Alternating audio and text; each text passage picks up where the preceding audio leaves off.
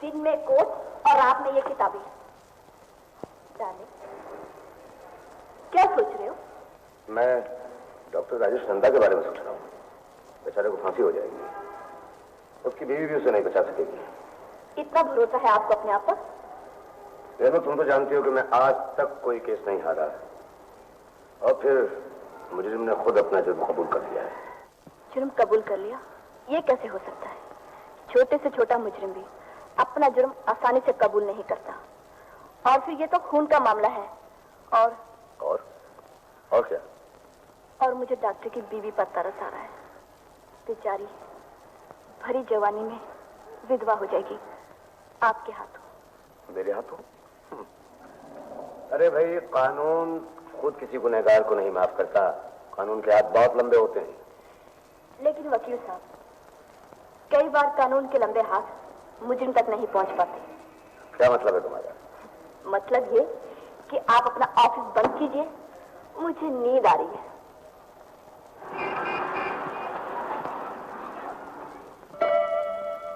Your honour, सबूत के तौर पर अदालत पर जितनी चीजें पेश की गई हैं, उनमें से मूवी कैमरे का जिक्र सरकारी वकील ने अभी तक नहीं किया। मैं अदालत से दरख्वास्त करता हूं कि इस कैमरे की जांच पड़ताल की जाए, देखा जाए कि इसमें आखिर है क्या। मिस्टर सक्सेना, सबूत के तौर पर जिन एग्जिबिट्स को पेश किया गया है, उनमें से एक का आपने कोई जिक्र नहीं किया। मिस्टर वालावलकर, जरा ये कैमरा तो दीजिए।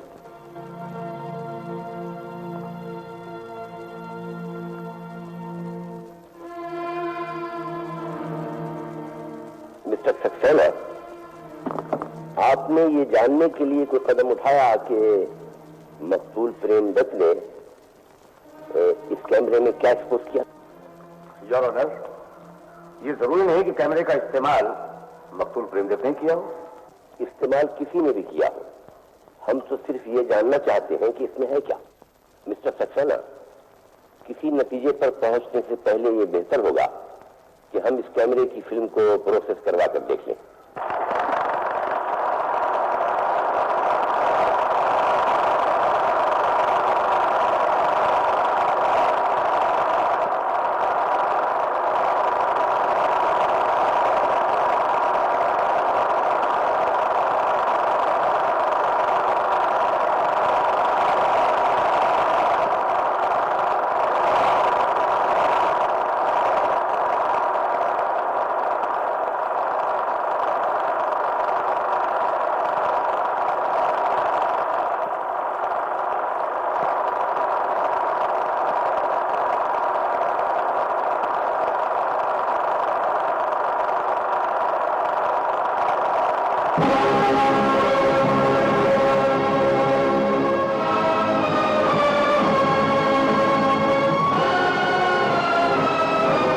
बेवफाई की बीवी ने जान गई किसी और की।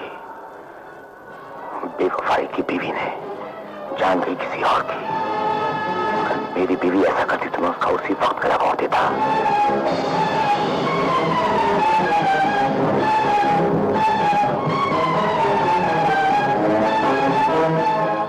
जैसा इस कत्ल के पीछे एक औरत के दुख और दर्द की कहानी छिपी हुई है, एक ऐसी कहानी जिसे औरत के जन्म से लेकर मर्द दोहराता चला आ रहा है, जिसका अंत कभी नहीं होगा।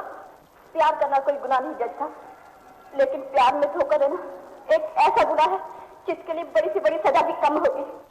मैं फिल्म स्टार बनना चाहती थी, लेकिन बन ना सकी। मेरे साथ और सब कुछ हो गया जो एक लड़की की जिंदगी में शादी के बाद होना चाहिए। मेरी समझ में नहीं आ रहा था कि करूं तो क्या करूं। मैं घबरा उठी, प्रेमदत्त के पास गई। हाय, कम इन। बैठो रेनू।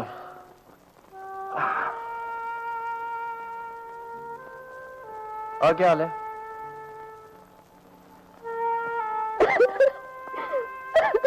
अरे क्या हुआ? मैं मां बनने वाली हूं। अरे तो इसमें रोने की क्या बात है? हाँ? इतनी सी बात के लिए प्रॉब्लम खड़ा कर रही है। चलो कोई बात नहीं, फिल्म स्टार नहीं तो मां तो बन जाओगी। हाँ?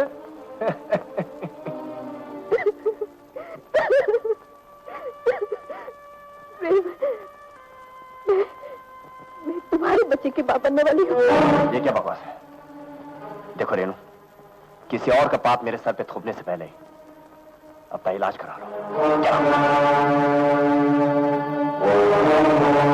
मैंने मजबूर होकर अपनी ममता का गला घोट लिया। कुछ ही दिनों में मेरी शादी हो गई। सक्सेना साहब के रूप में मुझे एक अच्छा पति मिला, लेकिन प्रेमदत्त जहरीला नाग बनकर एक बार फिर मेरी जिंदगी में आ गया। मैं परेशान रहने लगी और सोचती कि मेरी तरह न जाने और कितनी लड़कियों की जिंदगी तबाह कर चुका होगा। इस बात की मुझे खुशी है कि मेरे हाथों से एक पापी आदमी कम हो गया। उसके लिए आप मुझे जो भी सजा देंगे मुझे मंजूर है। प्रेमदत्त का खुद मैंने किए।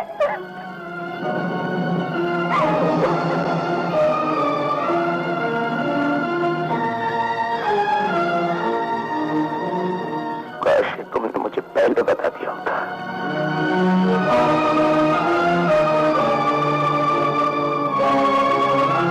आज की जिंदगी में फिल्म की भी एक अहम जगह है।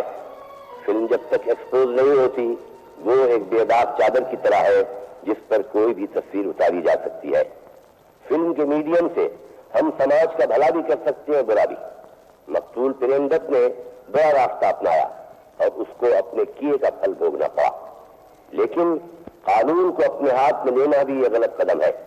श्रीमती रेणु सक्सेना पर प्रेमदत्त के कत्ल का जुर्म साबित है, लेकिन मुकदमे के हालात को मद्देनजर रखते हुए उन्हें सिर्फ 3 साल कैद सख्त की सजा दी जाती है।